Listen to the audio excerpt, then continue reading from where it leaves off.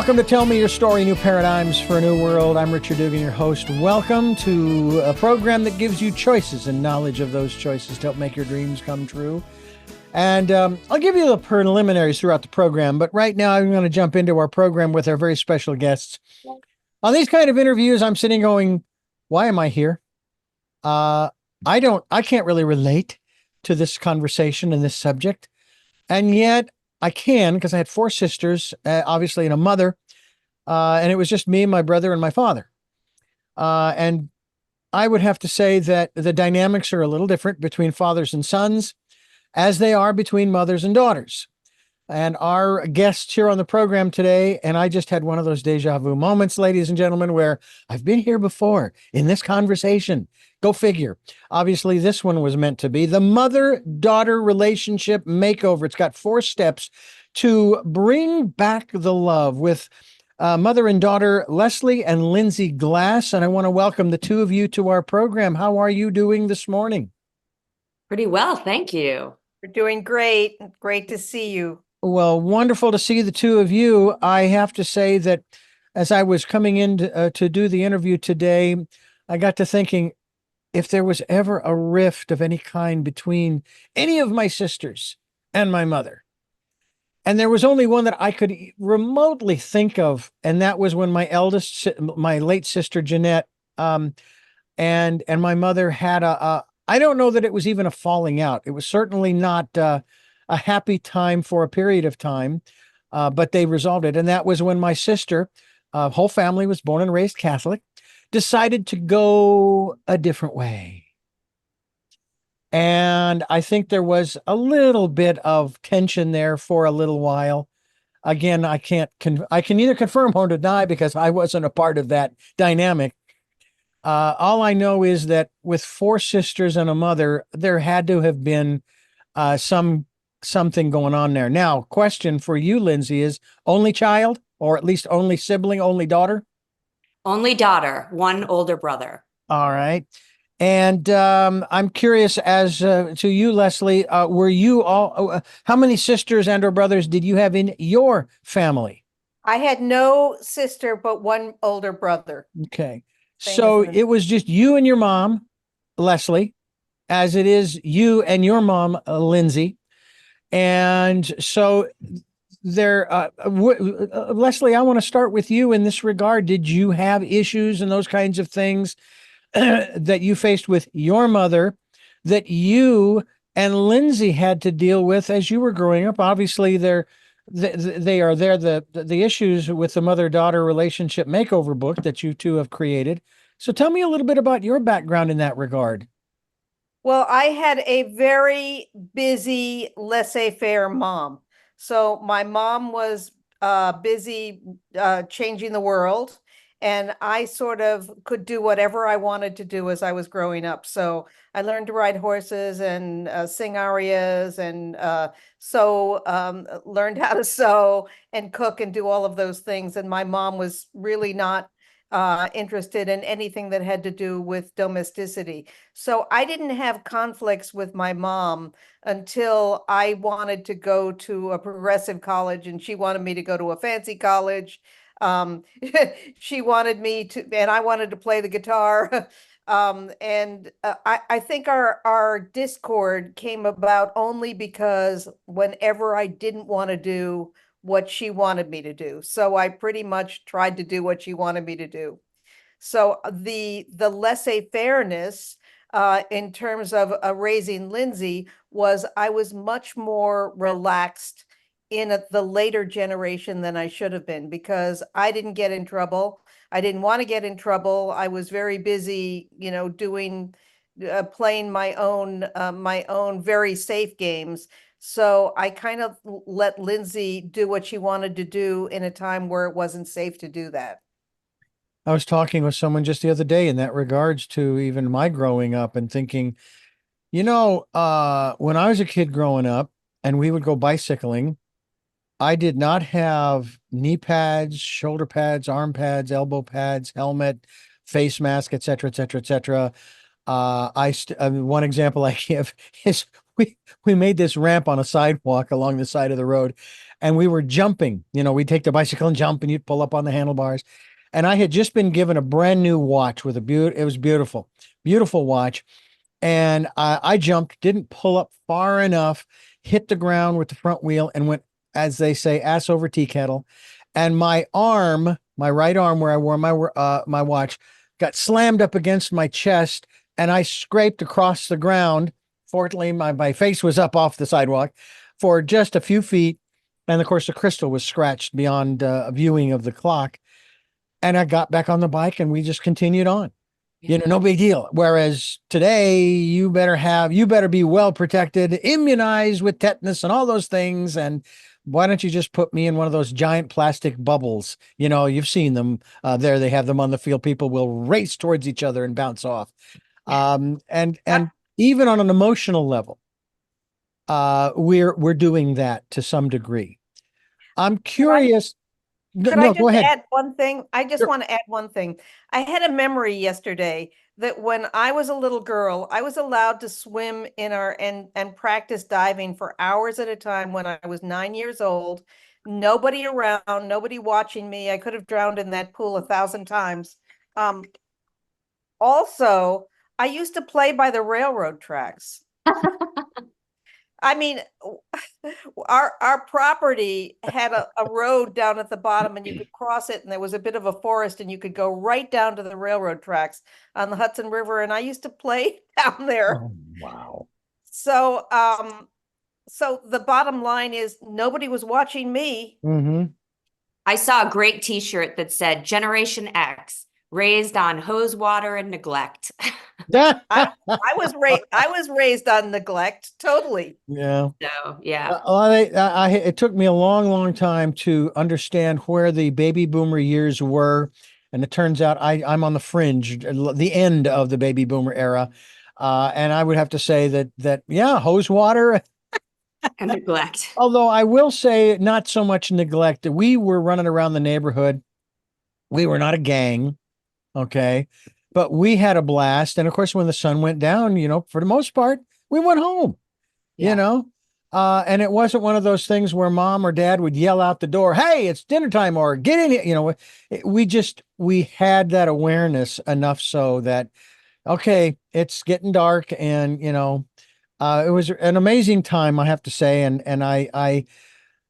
I'm saddened by the fact that the young kids of today, they'll never experience that kind of freedom. There was a sense of, there was no fear. We felt safe in our neighborhoods, that kind of thing. But let's get back to the issue at hand in terms of feeling safe. I'm curious now. It sounds to me, Leslie, like as you were growing up and being raised, that for the most part, yeah, you felt pretty safe, right? I just did what I wanted to do. Yeah. Sometimes I would hide to see if someone would come and look for me, and they never did. And Lindsey, what about you and your upbringing, in or out of the house? What about you in terms of the level of safety, and as well as, did you feel neglected, or were you well cared for in that respect as you were growing up? So it was New York City in the 80s and 90s. And Wow. yeah, it was pretty wild. Wow.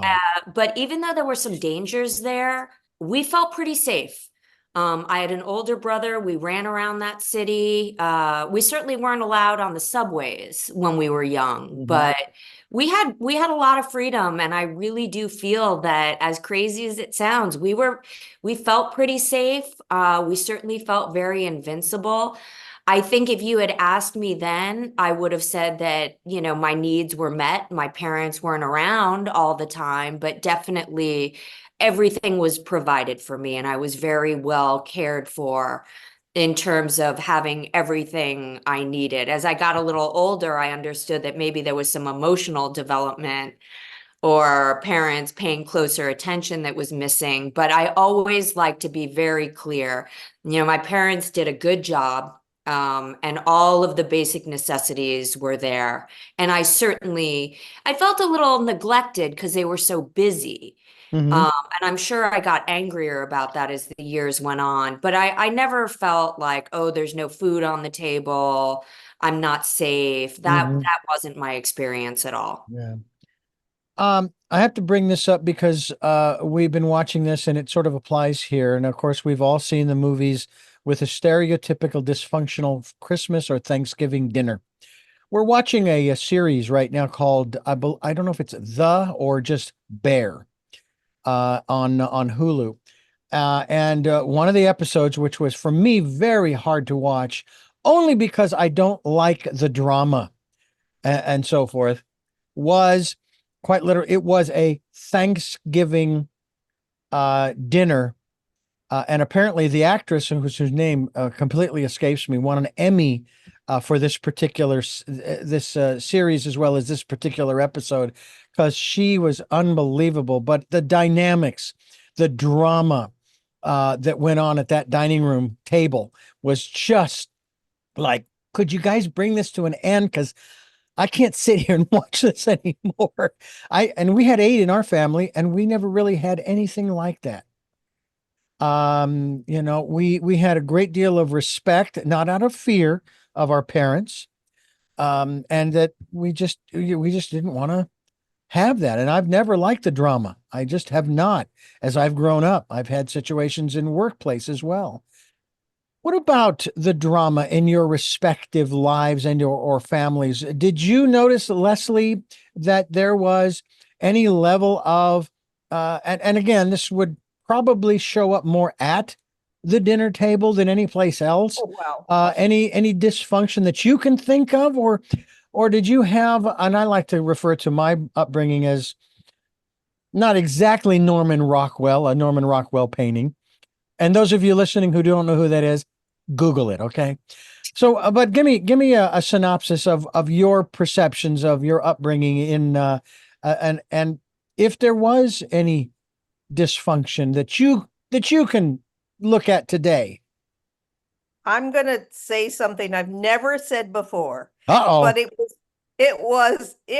wow, it was. So remember I said I love to cook. So when Lindsay was growing up, I would spend a lot of time cooking these fabulous dinners.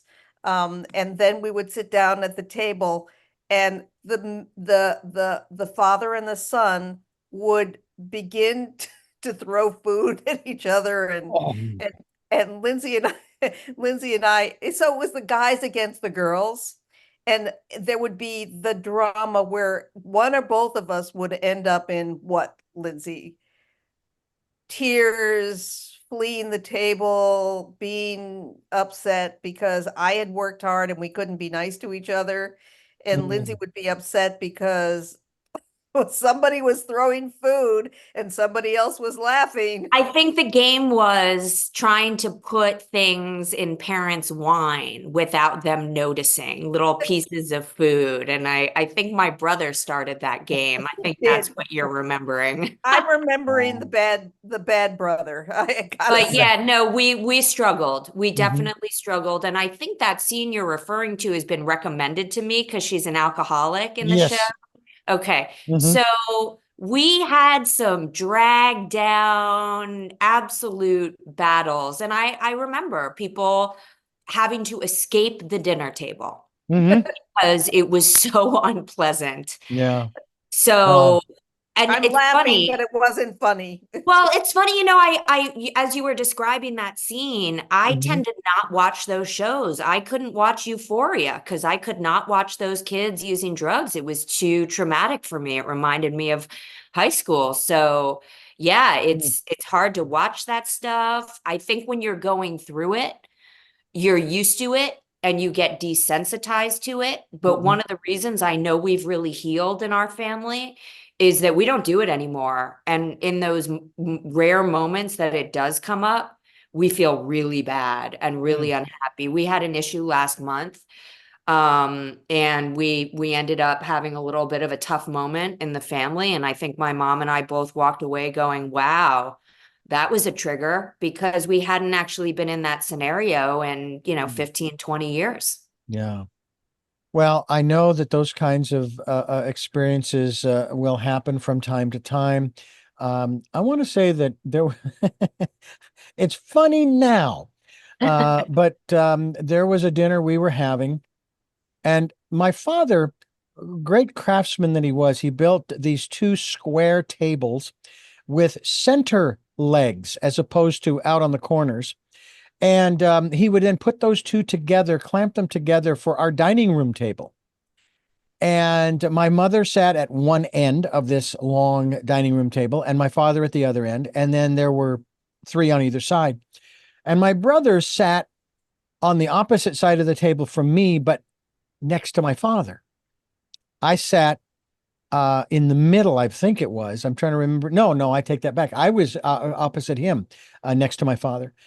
And I remember my father asking my brother to get him the mashed potatoes from the kitchen. And my brother, in just the way he is, he said, "Who broke your legs?" And I thought my dad was going to come off the hinges. He did not. My brother did get up and get the potatoes for him. I'm sure they had words later, but nonetheless, it was one of those things where I only spoke to my mother in that kind of fashion one time. She slapped my face, and I vowed never to have her slap my face again. Not because I would take her out, but because I had too much respect for her to do that again, to give her the opportunity. And at the same time, I have been allowed to speak my mind, from time to time, but not in an attacking way. Now, in getting into this book, the mother-daughter relationship makeover, 4 steps to bring back the love, and I almost hesitate asking this question, and yet at the same time, I know that there are listeners who are going, "Why haven't you asked the question yet?" Was there a particular catalytic moment or event that started the rift that then you had to work through, that brought about not only this book, The Mother-Daughter Relationship Makeover, but also the website that you have created, the two of you, to help others to work through these kinds of dynamics in family relationships, and obviously in this case, the most specifically mother-daughter relationships? Well, I'll jump in and I'll get us started, and then Les can add whatever she wants. What I would say, it wasn't one specific event that created the rift at the end. Mm-hmm. It was the fact that in many ways we had recovered. I had gotten sober. There was a lot of recovery in the family going on, but our communication patterns were still very toxic. So for a lot of people, for me, I'll speak for myself, alcohol and drugs were really a symptom for me, covering up, the problems. So you could take away the drugs and the alcohol, but I still had some issues with communication, with how to get along with people, with how to listen. So we had this business together because we really wanted to share with the world, what we'd learned about recovery. And we were so passionate about helping people, yet we couldn't actually always treat each other with the love and respect that was needed, not only to be a mother-daughter, but also to have a company together. So here we are trying to be self-help writers with a lot of information, but still fundamentally not getting along all the time. Mm. So we had this movie, we had this website, and we ultimately got in a big fight and ended up not speaking for 4 years. So I'll let Les jump in and talk about what happened there. And, but I'll add this, everything we learned, whether it was in the recovery part, whether it was in the 4 years when we weren't speaking and we were working on ourselves, the point of the book was, we know other people have gone through what we're going through. We know we have problems in this country with communication and listening, and everywhere, people everywhere. It's not just this country. Yeah. And we really wanted to share what we had learned, which is really about compassion, healthy communication, and learning how not to be toxic in the family. But what would you add? Well, and before you do add, Leslie, there's something that's already been said, and I'm curious about this. My sister, eldest sister, would refer to my mother by her first name. None of the rest of us, it was always mommy when we were very little, and then mom up until, and I'm 64 now, and I still refer to her as mom. I'm curious as how that, and then we do want to get to you, Leslie. But Lindsey, how did that door open where you now refer to your mom by her first name? You know what? It started because we were working together and we would take all these professional meetings, and I felt super weird sitting in these meetings with web developers and producers and editors going, "Hey, mom, what do you think?" I see. So this started 10 years ago when we were making documentaries, and I didn't want to be on set, even longer, 14 years ago. And I just didn't want to be screaming, "Mom!" So it truly started as a professional thing. Mhm. We felt it was a little bit more professional, and I think she's been okay with it. I certainly, when we're alone or I'm at her house, it's mom. So make no mistake, it's a Mhm. professional setting we use. And Leslie, how do you feel about that? And then I'll have you to talk about the subject we were Well, just talking about. I think it's much more professional for her to call me by my name than to call me mom Mhm. when we're in meetings. I mean, even just sitting here and talking with you, the audience, if Lindsey were saying, "Mom did this and mom did that and mom did the other thing," it takes away from the fact that right now we're authors, Mhm. it's sort of it's sort of exciting because we're colleagues, and to have Mm. you know that when there's a family business, anybody who has a family business, and they're just like millions of family businesses, big businesses and small businesses where parents and children, adult children are working together. So, there are always going to be family conflicts when there are families, doing business together. But you asked me, I want to go back to, something that you started, which is when Lindsey was a teenager and she started experimenting with drugs and alcohol, and I was a laissez-faire mom. I wasn't around. And I didn't know what was wrong. Many thousands of parents these days are experiencing changes in their teens, and they don't know what it is. They don't, if they're not eating, is it a food disorder? Are they Mm. depressed? Are they using marijuana? What's going on? And the thing is that most teens are very protective of whatever it is that they're doing, and they don't tell.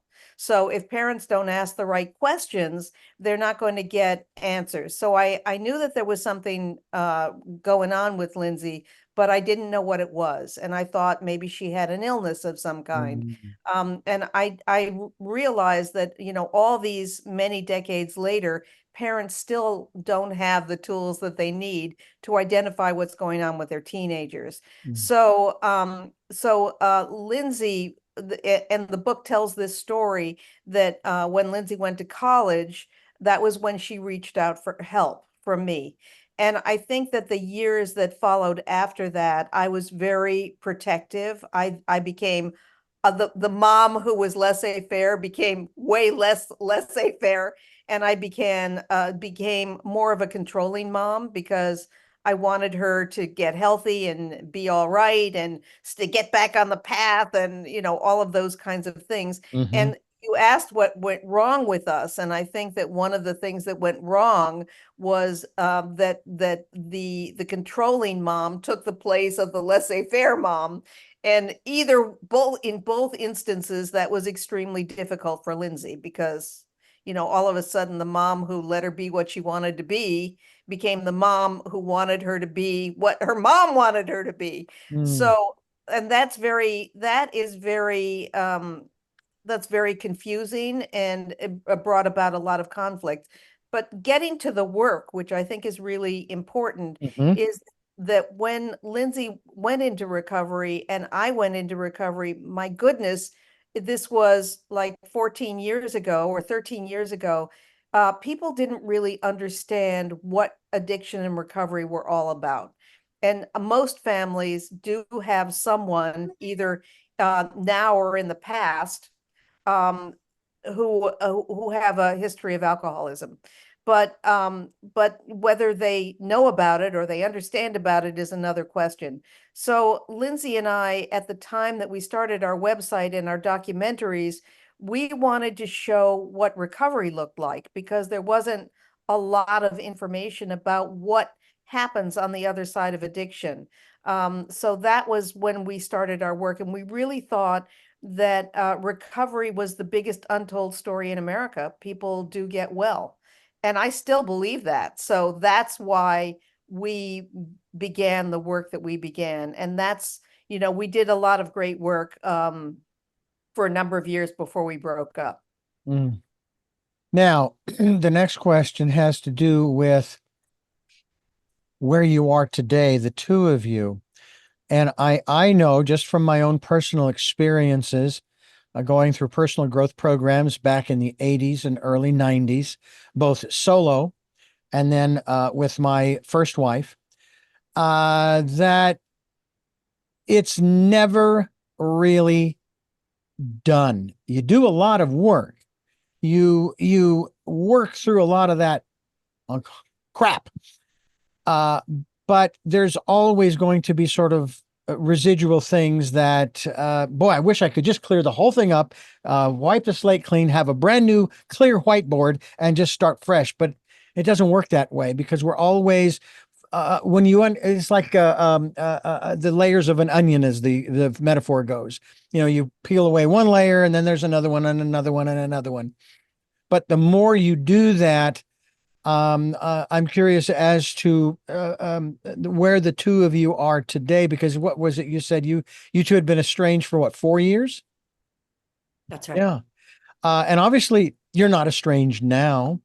Certainly. And we're going to get into these 4 steps, by the way, because obviously those are steps that the two of you have used and probably still use because stuff still comes up, doesn't it? Absolutely. All the time. And new things arise. Oh, Things no. we don't even think, things we haven't even thought of come up. Well, it's incredible. Folks, this is we're talking with Leslie and Lindsey Glass. I find that interesting that your last name is Glass, and you're and the metaphor that came to my mind was broken glass. I find that interesting. The mother-daughter relationship makeover, 4 steps to bring back the love. This is Tell Me Your Story. I'm Richard Dugan, and I want to let you folks know that we are here on Sundays at 7 a.m. and 7 p.m., Monday mornings at 1 a.m., Wednesdays at 9 a.m. And then that's, by the way, that 9 a.m. Wednesday is our special edition of Tell Me Your Story. And then we're here Monday through Friday from 8 to 9 a.m. following the news. And we stream live at those times at richarddugan.com. And we podcast on SoundCloud, iTunes, TuneIn Radio, Spotify, Stitcher, Player FM, Blueberry, iHeartRadio, Amazon Music, and many other locations. We're on YouTube as well, where you can watch these conversations. You can see the expressions on our faces, as well as hear our voices and so on and so forth. And I hope that you will subscribe as well as to click on the notification button so that when a new conversation is posted, you'll be able to tune in and listen in on the conversation and maybe get some, some information, some good insight, education, hopefully some entertainment as well. That's part of this whole business that I've been in for 45 years. And it is a blast. We also ask that if you can support the work that we're doing, if you'd like to be a part of what we are doing, we would love your support. We have a PayPal account, which is there for your security as well as ours. And when they ask you for an email address to whom, I checked this out with an English professor, to whom you are sending, Richard at richarddugan.com. That's Richard at richarddugan.com. And an area we're going to dive into here in just a moment, in addition to the 4 steps, during this decade of perfect vision, the 2020s, we ask that you take some time to go into that quiet, peaceful, calm space inside and listen to the still small voice. Maybe just listen to the quiet and just breathe and calm yourself. I have to say that just in the last few months, let alone the last couple of years, I've had to do that on more occasions than I care to count. And yet I'm still here. I'm still kicking and I'm still doing what I love doing, and having guests on such as these two lovely ladies who have put together this book, as well as a wonderful website we'll tell you about in a moment. Once again, it's the Mother-Daughter Relationship Makeover. So please take time to spend time with yourself. Self-knowledge is probably, if not, the most important aspect of our being.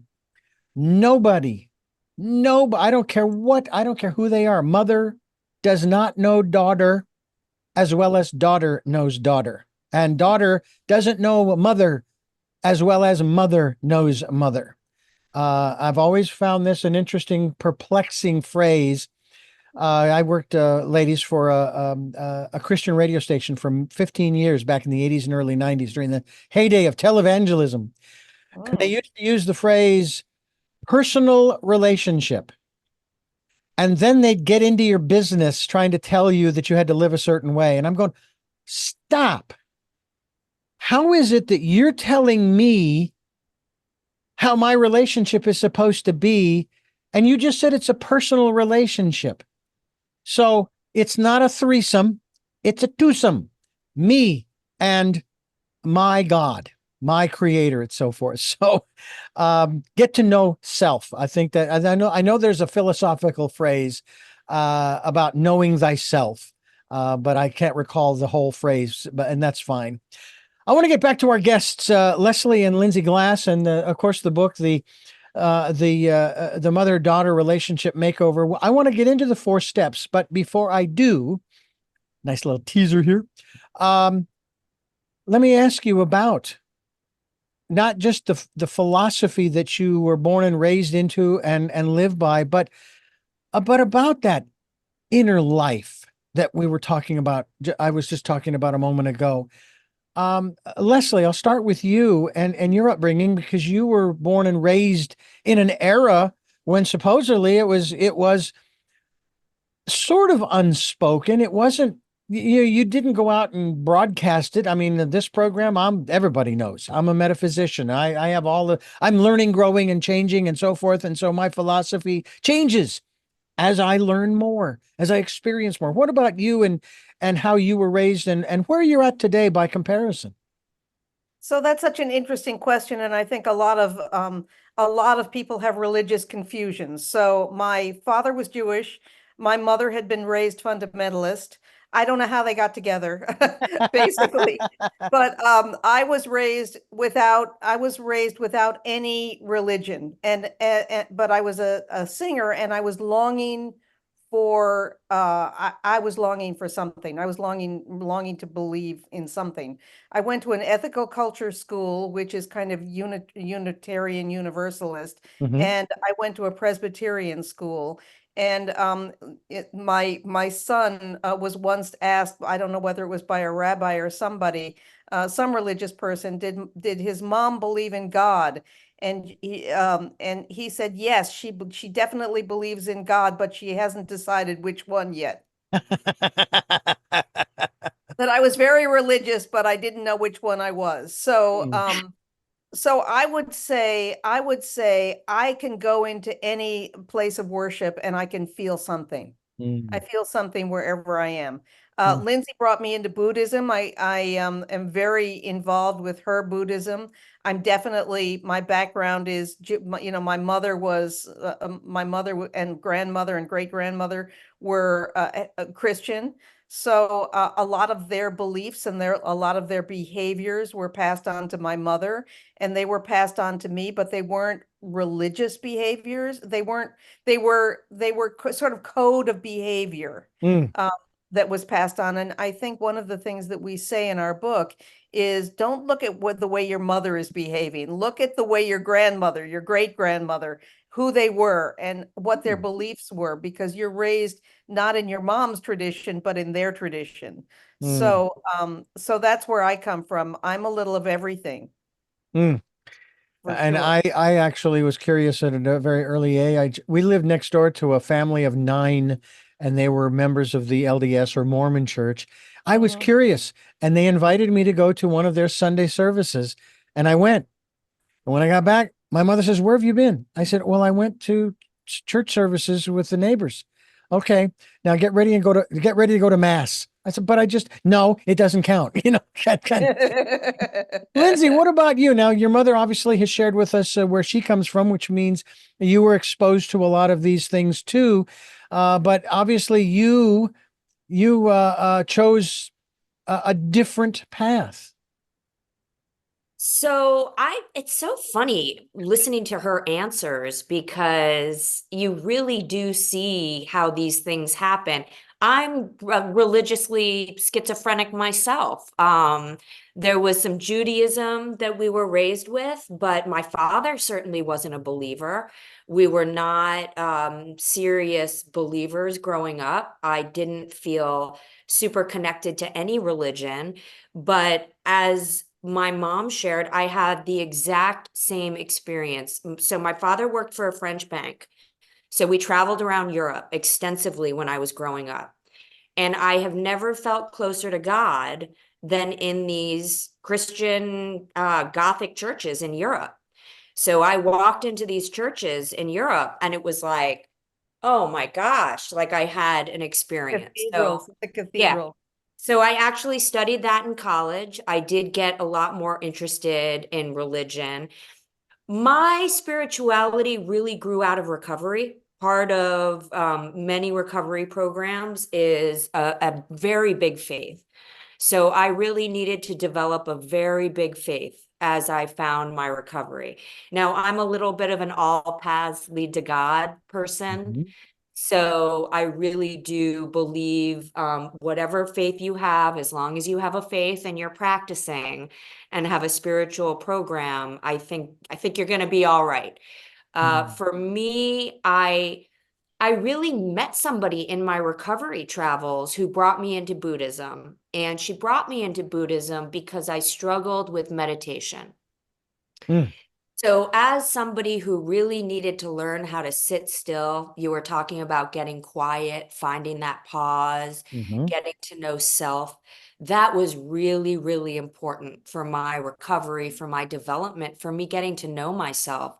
So, I found some relief in the practice of Buddhism because it gave me some direction of things to do that I could practice every day, things to say, chanting that just were good because I liked the ritual of it. I don't know if people know this, but many alcoholics love ritual. We love our rituals, Mhm. and you can take away making the martini and turn it into a meditation space, and that'll work for us too. So, what I would say is, I do believe that part of our even coming back together was both of us going further into our spiritual life to develop that side of ourselves, not only for the depth that it created in our personalities and our lives, but also in our ability to forgive and find compassion. As a matter of fact, your very first step is self-discovery. Yeah. And I'm gonna be straight up honest with you. It's the first time I actually have had a chance to open the book because I just got it recently.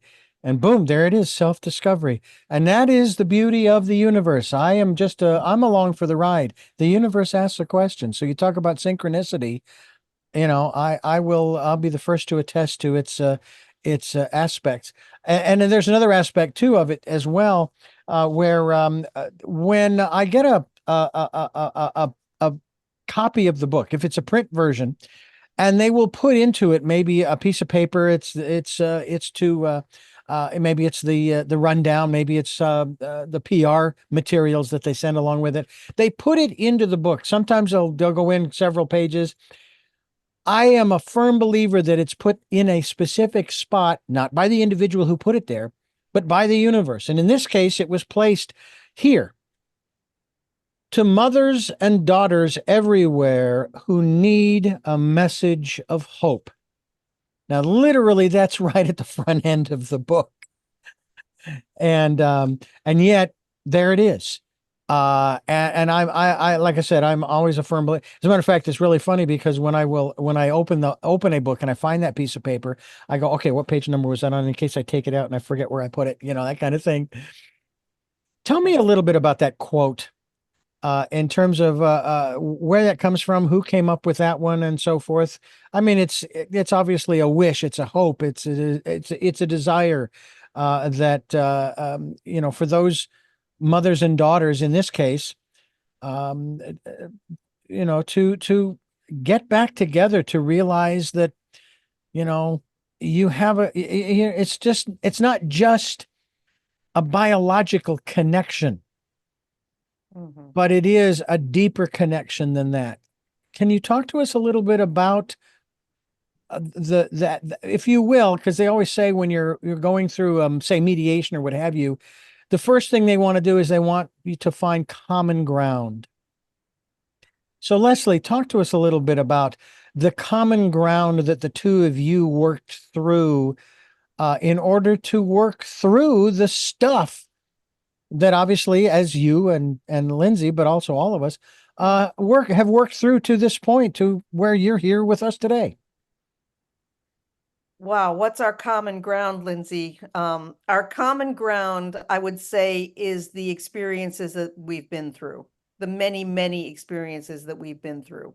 So we have been through the growing up period, we've been through the teenage years, we've been through the years of rebellion, we've been through the years of traveling, we've had many, many, many experiences of fun together. Lindsay was the first that Lindsay came to my first book reading because I was a mystery writer for many years. Mm-hmm. Lindsay was there on my full journey of becoming an author. And I remember when she was 5 years old and just beginning to write, she would write little notes to me on little pieces of white paper that said moral support. She would write MORL, moral support, write well today. So our common ground, our experiences was such a profound, deep love and support of each other from the very beginning. And I guess that's an unbreakable bond. So when you break that bond of somebody who has like been with you, I went to rehab with her. She, there were so many things that we did, that we supported each other over the years, even though we were yelling at each other, fighting with each other. There was that foundation of respect, I would say. So that was our common bound. What would you say, Lindsay? Well, in terms of the reconciliation, like how did we find common ground there? Is that part of the question? It can be. It's open-ended. You can put in there whatever you wish to. So, well, I'll add this. We both love a lot of the same things, and we do talk about healing and reconciliation and how to do that safely. And when we came back together, one of the things that we really leaned into was all of the things that we were really good at, that were really made us happy, that we did in a healthy way. The cooking, the animals, we're both animal lovers, the dogs, so there was a lot that was kind of not, what's the word I'm looking for?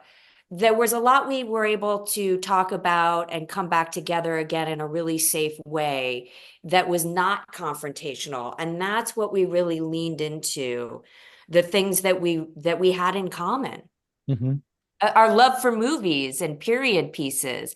I'll tell you, to this day, when we get together, we will save a show and we will watch Bridgerton together. So for 4 days, and she'll call me and she'll go, "You didn't cheat on me. You didn't cheat on me and watch the new episode." And then sometimes she will watch it without me. But so again, the cooking, the Yeah. shows, the things, the places we had real common ground. Mm.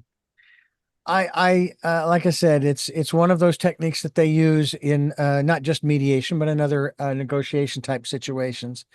And it can actually break things wide open in terms of opening the door to dialogue, to resolving particular issues. And as you both have already acknowledged, you're still working through stuff, but it's because, again, using the onion metaphor, you've peeled away another layer, and then it exposes more.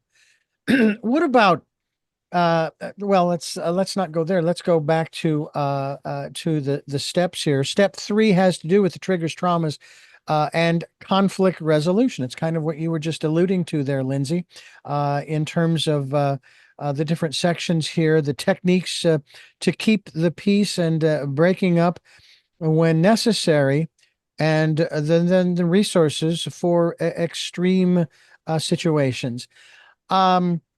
Would you consider that the process that the two of you have been through, you did reach some of those extreme situations? I mean, was it really, and maybe it's self-explanatory because you said before you were estranged for 4 years. So, how bad did it get? Is that Yeah. the question? Uh-huh. This is what I'll say. And this is part of why we think the book is so important. We can do damage to each other without throwing punches. Our words, our nonverbal expressions, the way we look at each other, these can help lift each other up, or they can help push each other down. Mm-hmm. And, in the triggers and traumas, until a family really understands what they've been through, what the traumas are, what the triggers are, it's really tough to get into healthy communication and healing. So part of what we really want people to do is say, okay, are we constantly fighting about food? Are we constantly fighting about money? Is it possible we're fighting about money because the family's had financial problems and this is a really painful issue for us? So this is what we really want people to look at and think about. And then in terms of new communication patterns, learning how to listen, learning how to pause, learning how to say, I'd rather be happy than right. Mm-hmm. And really getting us back to, I want mothers and daughters to be on the same team. I am so sick of hearing, my mom's crazy, my daughter is out of control. Well, it's possible, but let's learn how to talk about that in nicer ways, and Mm-hmm. let's learn how to treat them with a little bit more compassion and respect. So I think once my mom understood certain things about me, because we have different personality types and we have different communication styles, and that was part of what we had to learn. Mm-hmm. So, hey, Lindsey sounds really stressed today. Instead of my mom taking that on and saying, what have I done to stress her out? Part of our thing is her being able to say, oh, Lindsey's in a bad mood, I'm going to call her later. And part of my being able to be healthy with her is not looking at that expression on her face and going, what have I done wrong? Mm-hmm. It's not always about me. So I think I sort of went off down a rabbit hole there, but I think that's really important. And you've sort of described victimhood, which when I was going through my personal growth programs in the early 80s into the 90s, we went through the phases of victimhood, then codependency, and then interdependency. And I'm thinking, oh, as a society, we're making progress. And then 2015, June, we went right back to victimhood. And I said, I'm not playing. I won that game. And what I mean by that is I played it and I'm not playing it anymore. Okay. Now, do I have those moments where I'm going, oh, what the heck did I do? As opposed to owning what I have done. And that's not victimhood. That's saying, okay, I forgot to blah, blah, blah, blah, blah, or I did this, and it didn't quite work out. I mean, one in particular, I made a financial calculation a few months back that almost forced us to have to move. But fortunately, I made another decision that actually reversed all of that, and we're still living where we're living. And I learned from that. And so it sounds to me like you have had to come out of, and I don't know, maybe both of you feel this way, come out of that whole victimhood mentality. And you said something very important, Lindsey, that I loved the fact that you phrased it this way. And I've said this for years. Words have power. It is a lie. It is incorrect that sticks and stones will break my bones, but words will never hurt me.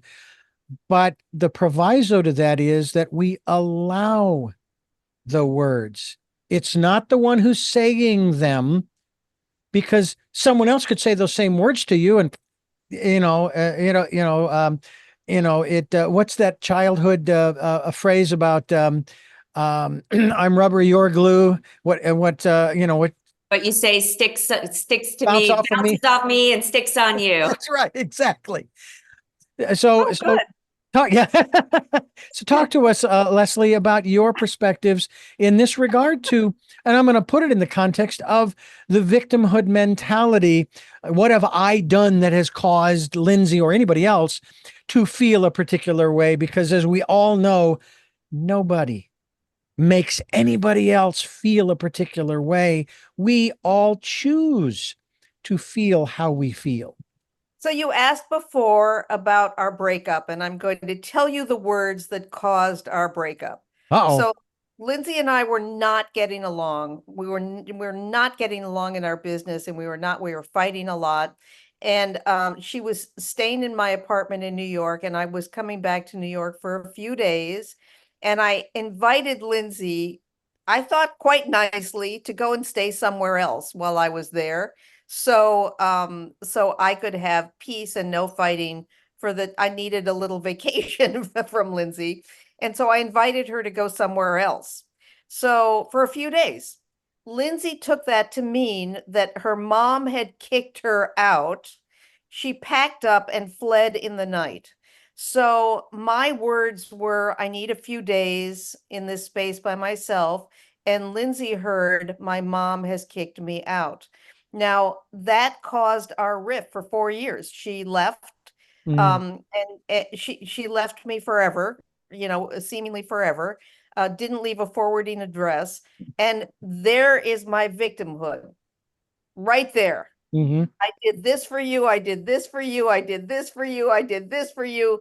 And this is the return that I get. So during those 4 years of our separation, Lindsey was feeling whatever you were feeling. I can't put your thoughts, your emotions in my mouth, but I know that I was feeling very victimized. I was feeling that I'd been a good mom. I'd done everything I could to be supportive for her, and she left me because I said 2 things she didn't like. So there we are. And that's also a big issue too, and that is what was actually said. Had it been recorded, we could play it back and say, oh, that is what she said, as opposed to what was heard. And in this industry that I've been in for 45 years, people hear what they want to hear. And of course, if they don't hear it, they're going to tune somewhere else. So where they will hear it, i.e. the echo chamber, so that they're reinforced by somebody else who feels and thinks and so forth the same way. And then it sort of influences, whatever it is that they do in their lives. And victimhood is a very interesting and unfortunate place. But here's I don't know if the two of you have even thought about this, that we all are looking for our life's purpose. We're looking for why we're here. And because of the fact that as human beings, we have these dynamics that we've been discussing throughout this program, could the two of you both agree that setting aside I guess we can't do that.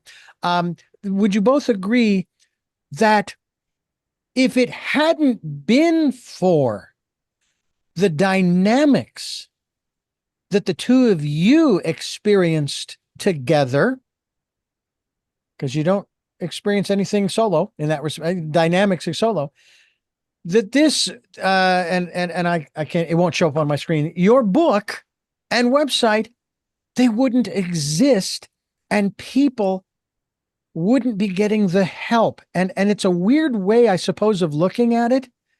But if the two of you hadn't come to, grappling, you know, then other people wouldn't be getting the help that they needed. What are your So I'm thoughts? going to speak to that Yeah, immediately, if you don't please. mind. Hmm. So one of the reasons I was so taken by the practice of Buddhism that I practice is what we believe is we are working to bring out our own Buddhahood. So Hmm. just be the best that we can be on the earth. But in that, our job on earth is to help other people live their best life. So Hmm. that is my spiritual belief. I am on this planet to not only be happy and be the best person I can be, but my job is to help other people be happy and the best people they can be. I'm also in recovery. So that is also my job in recovery. So I am in multiple groups that tell me that my main job in life is to take what I have been through and share it with the world so that other people can find relief and hope. So there is no question. And I would say this, for many years, all I wanted to do was write romantic comedies. I have written a dozen romantic comedies, movies. At least 5 or 6 were optioned. They were never made. And it was this kind of horrific experience for me of writing these things and then not seeing them on the screen. And as my spiritual practice grew, and I'm going, why isn't my work, getting out into the world? I'm a Buddha. Why am I not? And those were the years that we came up with this idea. We decided to write this book. And I think it is no mistake that at 46 years old, my first home run as a writer was writing about this experience I had with my mom and how we got through it. Mm. So 100%, if we hadn't gone through it, we wouldn't have been able to share it. Had we not had these spiritual practices in our lives, we may not have had the gumption to feel confident in going out into the world and sharing it. And if we hadn't been doing this recovery company for 14 years now, Wow. 13 years, we wouldn't have had the experience of knowing that the way we help the world the most is by sharing what we've been through and giving other people solutions. Reachoutrecovery.com is the website. Yes. Leslie, your perspective. Well, I have to say that that my mother was a civil rights activist. So when I said that I was pretty much left on my own, it was because my mother was a freedom rider. That was a pretty brave thing to do. And she also was very involved in in lobbying for labor laws for children. So she was lobbying in Washington, and so her whole mission in life was giving back, trying to make change for the better. So I wanted nothing to do with activism of any kind. I didn't want to do it. I wanted to be a best-selling author. I didn't want to do anything that had to do with being, with making change in the world. I did not march on Washington during the Vietnam years. I didn't burn my bra. Um, I I was a pretty traditional author. I wrote for magazines, and I wrote books, and I did all those sorts of things as Lindsey was growing up. And obviously, when the fact that we went through addiction and recovery made me rethink my purpose in life. And it's you actually make a lot of money when you kill people for a living as a mystery writer, Hmm. and you don't make any money trying to save people from addiction. Or, I mean, some people do, but we don't. We really So missed the mark on that one. we missed the mark on that one. So basically, Lindsey and I have devoted the last 14 years to becoming people we didn't necessarily want to be. She had shallow desires, and I had shallow desires. We just wanted to, be successful writers in our own way, and we found purpose beyond anything that we could have possibly dreamed of. And it was obviously our experiences, but also I think it comes from my mom, my mom. and my grandmother and my great grandmother. So I think that this this helping others is not something that is just instantaneously comes to you. I think it's generational, Mm. which, I think it's. And then there's a certain element of progression, if you will, because with each successive generation, hopefully, that generation learns from the previous and then can sort of take that forward. And on a grander scale, if one believes in reincarnation, hopefully we, learning what we have learned here this go round, we can come back the next time with that hopefully innate awareness, if you will, or wisdom, and then build on that and continue to help others to come forward. Or the metaphor I like is primarily in business. It's, that we're all climbing this ladder and there's someone above you and someone below you. And the one person above you is reaching their hand down to help you up. In turn, you put your hand down to the person below you to help them up. And that way you all climb the ladder. You do it together. Nobody does this kind of work alone. I am where I'm at today. Yes, I did the work. However, I am beholden to thousands of people. And we also talk here on this program about choices and knowledge of those choices to help make one's dreams come true. And it sounds even stranger to put it in this context, that even those choices, including the one where I jumped that ramp with my bicycle and scratched up that crystal on my brand new watch, even those choices, as distant and far afield as that might seem, have brought me right here in this conversation with the two of you. And I didn't even know who you were back then. I barely knew who I was back then. But it's interesting too. You talk, as a Buddhist, and I think about Siddhartha and the wonderful thing that he discovered in seeking out and searching for enlightenment. And this actually applies to pretty much anything that we are searching for. The moment you give up searching for it, boom, it appears. It happens.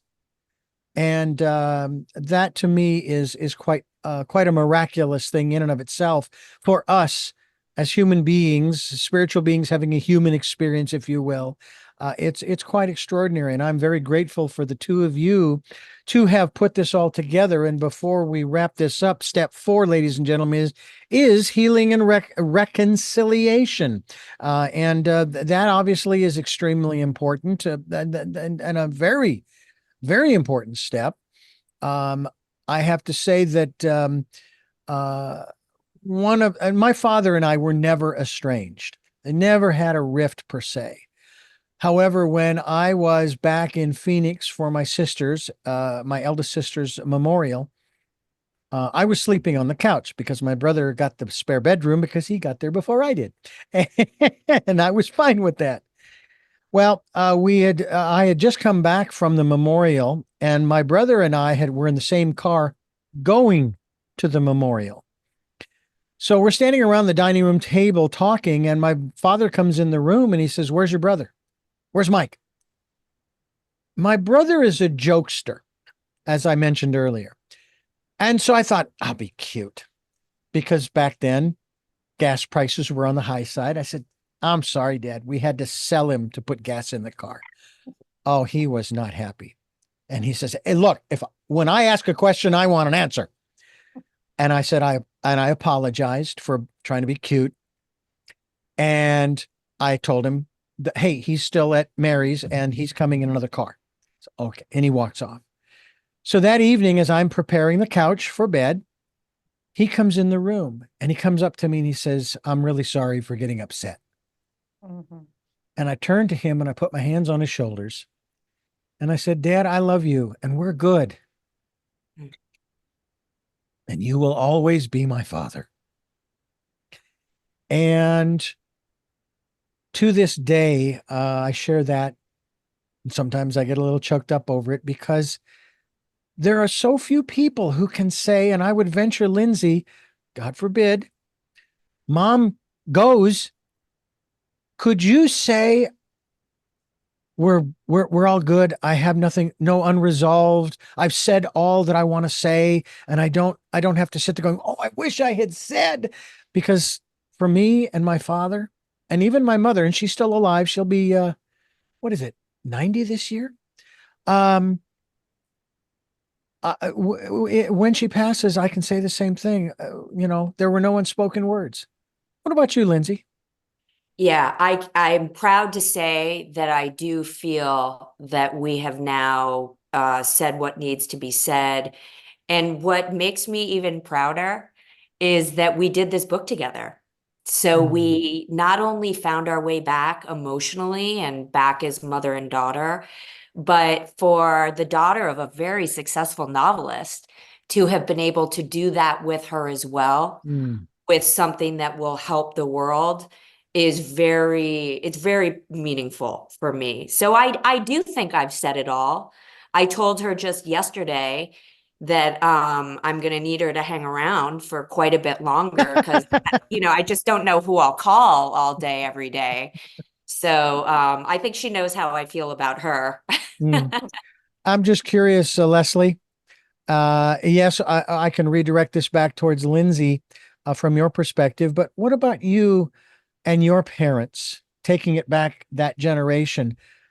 Is there a sense that, yeah, I have no regrets. I've said all that I was going to say to them while they were alive. There was nothing left unsaid. Everything was unsaid. Oh my. Everything was unsaid. Mm, So my mother passed away when she was 56. So mm, I was 25. I raised Lindsay and her brother Alex. They had no grandmother. They had no I raised my children without my mother, and my career was all without my mother. So and we did have some conflicts toward the end because she was very ill and she was not able to give me her blessing. She mm, refused to give me her blessing, and for years I literally couldn't get over it.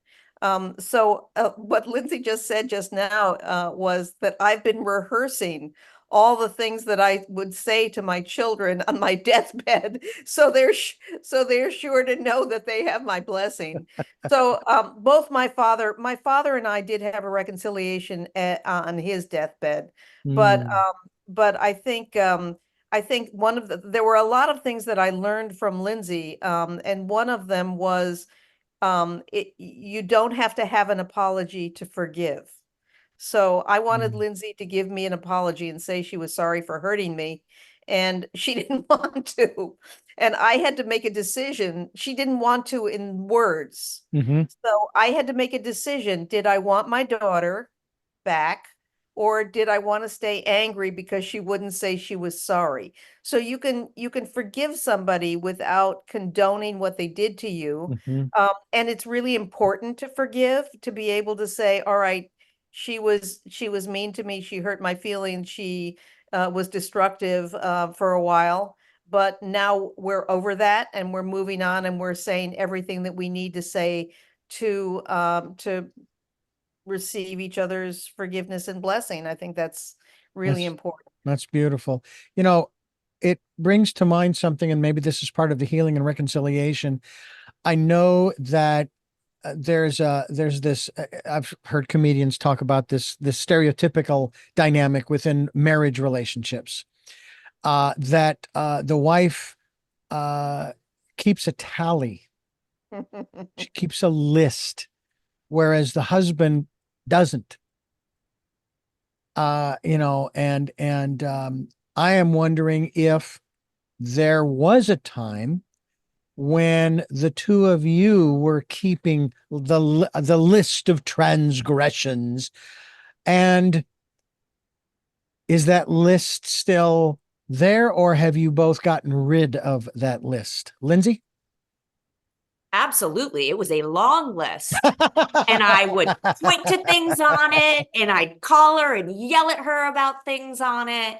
And part of recovery is throwing that list out, burning that list and sending it into the universe. And now there is no list.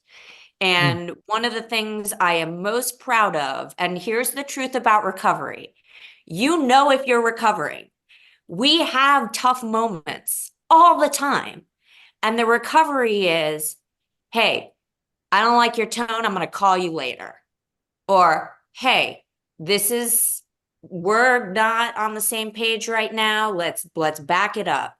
And that is what I am most proud of, that the proof is in the pudding, that we don't hurt each other's feelings anymore. We really almost never scream ever. So I think part of living in a happy, healthy dynamic is really throwing those lists out. We're not victims, we're volunteers. So that was a really important concept for both of us. We are not victims, we are volunteers here. So we acknowledge what we bring to the table, and we're accountable. And when we need to deal with it, we do. But luckily, I don't think too much goes wrong anymore that we hold against each other. Yeah. Leslie? I just want to add one important component to recovery and the recovery lifestyle. I stopped drinking to support my daughter, Lindsay. Now, there was nobody who loved the martini more than I did, but I wasn't, I had a stop button, and I had a lot of rules around it. So, but I did love my alcohol, no question about that. But I wanted to know what it feels like to give up something that you really, really love. And like Lindsay had to become sober to be all right. So I gave up drinking. I got a chip from AA. And Lindsay and after doing that, Lindsay and I began to speak the same language. So when one person in a family goes into recovery and the other people are still drinking their martinis, there's a conflict there. There's already a conflict. But I wanted to know what it felt like to be in a world where people ask you if there's something wrong with you when you say you want to have a water. You know, what's wrong with you when you go to parties and you're coming at dinner time, you want to miss that cocktail hour, or people losing friends because they say you're no fun anymore, right? Yeah.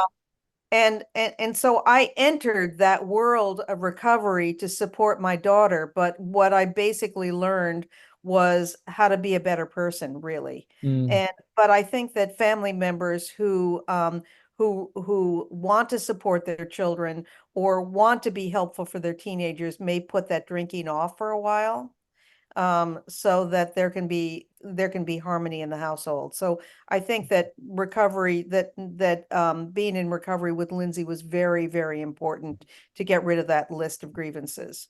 I just tell them I'm with child and they don't bother me. Yeah, Anyway. there you go. There you go.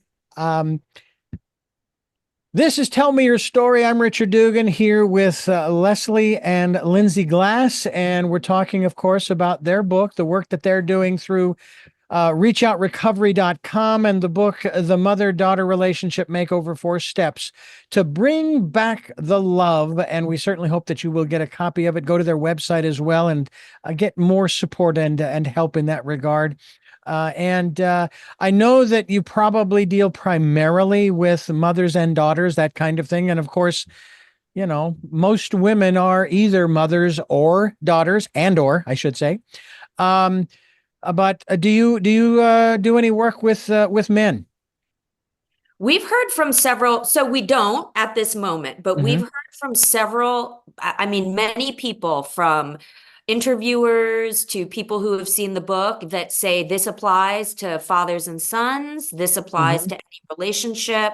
We're really talking about how to get along better with the people you love and how to have healthy communication. So while it wasn't originally directed towards men, it's certainly, you can replace these words with anything and it still works. Absolutely. Well, I want to thank the two of you for giving us this time to talk about the work that you are doing and the relationship that the two of you share, which is golden, in my opinion. and that we should all aspire to have such a golden relationship with our brothers and sisters, our mothers and fathers, our husbands and wives, the people we work with. I had an experience literally just a few days ago where an individual had severed our relationship back in November 2023. And we've only communicated via email, and it hasn't been the best of emails coming from this other person. And I had to say, this is my last email.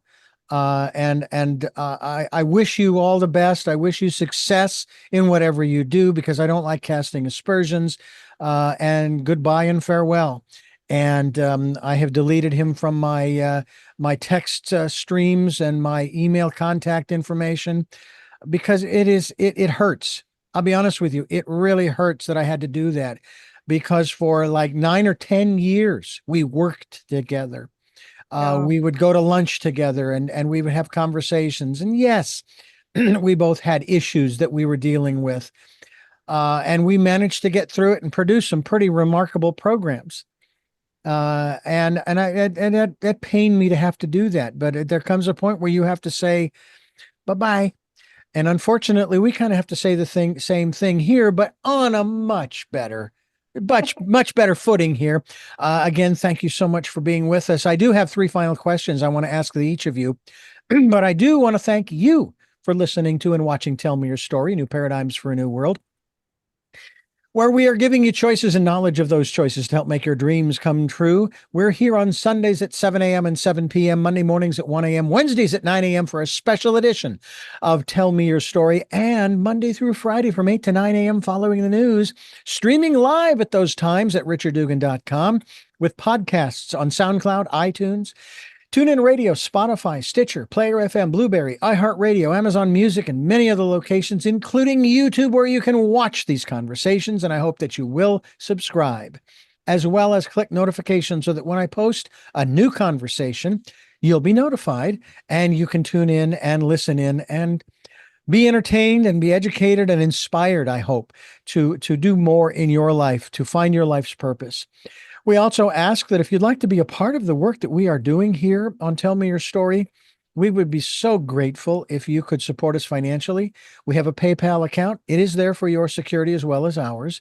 And put the email address in of richard@richarddugan.com as to who you're sending the contribution, the support, the gift to. We greatly appreciate those who have helped and those who will help. Thank you, thank you, thank you.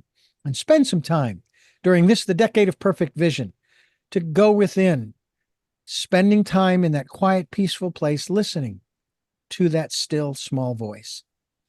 And with all of that being said, we move on to our final 3 questions, and I'll bounce it back and forth between the 2 of you, so that each of you will have an opportunity to think about your answer while the other's answering. I'll start with you, Leslie. Who is Lindsey Glass? I'm a mom, a grandmother. I am a Rotarian. I am a caring person. I have a mission in life. Is that enough? Lindsey, who is Lindsey Glass? I have decided that I am a spiritual being on a mission to help people get along better and live their best lives. And on top of that, I am a daughter, I am an animal lover, and I am a work in progress. Oh, Like it. So we start with you, Lindsey. What gets you up in the morning? Ooh, the dog and going to the beach. And Leslie, what gets you up in the morning? the sunrise. I like never to miss the sunrise. I love watching the sun come up, and I love walking my dog first thing in the morning. Yeah. And believe it or not, I'm rather intrigued by the answer to this next question, starting with you, Leslie. What was your best day? Oh, wow, my best day. All right. This is not fair. This is not fair, but for this But for this podcast, I'm going to say the day Lindsay was born, I didn't know whether I was having a boy or a girl. And when she was born and it was a girl, it was great. Mm. So that was one of the best days. I can't say it was the best day. I Mhm. think another great day was when our book came out, but Mhm. And Lindsay, what was your best day? This is so ridiculous, but it will probably say a lot about me and my hopes and dreams. When the book made Oprah's book club, that was a moment in which, Oh, imagine being the daughter of a 9-time New York Times bestselling author that you didn't speak to for 4 years. When we did something together and it was acknowledged at that level, it actually gave me a sense of self-esteem and pride that I've been looking for like a decade. Mm. So Well, thanks, Oprah. well, I will quickly share with you before I wrap things up that one of the things that I shared in one of my therapy sessions in regards to my wife and I is that when we work together on whatever it is, it's magic. mhm. And I know that that happens with a lot of people. And in your case, you, Leslie, and Lindsay, you two create magic. And you've done so through the book that we're talking about today, The Mother-Daughter Relationship Makeover, which I think that's an appropriate word there, makeover. 4 steps to bring back the love. Once again, Leslie and Lindsey Glass, thank you so much for being a part of the work we're doing here on Tell Me Your Story.